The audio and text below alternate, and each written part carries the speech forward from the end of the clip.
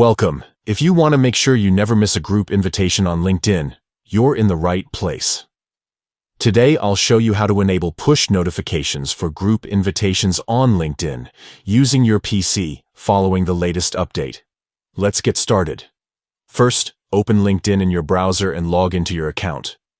Once you're on your LinkedIn homepage, look to the top right corner and click on the Me icon, which is your profile picture. From the drop-down menu, select Settings and Privacy. This will take you to your account settings. On the left-hand side, you'll see a menu. Click on Notifications. This section controls all the alerts LinkedIn sends you, from messages to group activities. Now, scroll down until you find the Groups category. Click on it, and you'll see several options related to group notifications. Find the section labeled Group Invitations. This is where you control whether or not you receive alerts when someone invites you to join a group. To enable push notifications, simply switch the toggle next to Push Notifications to the On position. This ensures you'll get a real-time pop-up notification on your device whenever you receive a new group invitation.